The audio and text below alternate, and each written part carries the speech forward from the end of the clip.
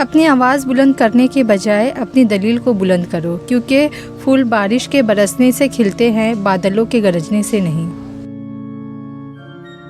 آپ کے آس پاس بہت سارے لوگ آپ کی مدد کرنا چاہتے ہیں، لیکن آپ کی فطرت، سلوک اور سخت مزاجی کی وجہ سے وہ ایسا نہیں کر پاتے۔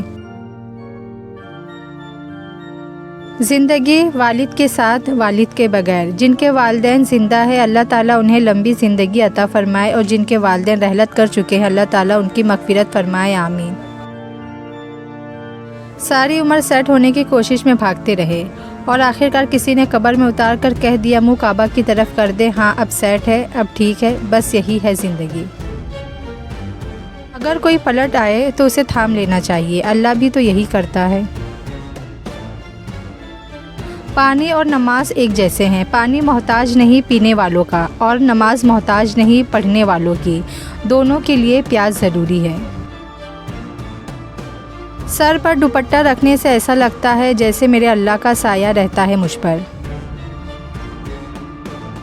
ہر وہ شخص بے وفا ہے جو نماز نہیں پڑھتا، جو خدا کا نہیں وہ تمہارا کیسے ہو سکتا ہے۔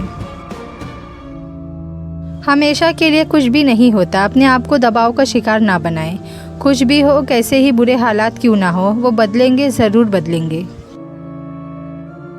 ماں باپ کے نوکر بن جاؤ، رب تمہیں دنیا کا بادشاہ بنا دے گا۔ جب کچھ نہ ہو تو صبر کرو، جب سب کچھ ہو تو قدر کرو۔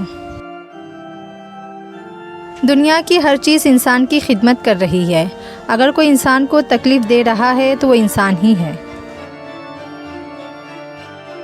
ایسا بھی ایک ماسک بناؤ جس سے نہ حرام لقمہ اندر جا سکے اور نہ کوئی غلط بات باہر نکل سکے۔ لامحدود آرزوئیں محدود زندگی کو عذاب بنا دیتی ہے۔ اللہ سخت ناراض ہوتا ہے۔ نمبر 1 اولاد اور خاص کر بیٹی کو گالی دینا۔ نمبر 2 نماز کے بعد دعا نہ مانگنا۔ نمبر 3 دل میں بغض سے رکھنا۔ نمبر 4 دسترخوان پر باتیں کرنا۔ نمبر 5 مہمان کو دیکھ کر منہ بنانا۔ نمبر 6 کھڑے ہو کر پانی پینا۔ نمبر 7 ماں باپ کی عقل کو کوسنا۔ نمبر 8 وضو کی حالت میں کفر کے الفاظ ادا کرنا۔ اچھی باتیں دوسروں کو پہنچانا بھی صدقہ جاریہ ہے۔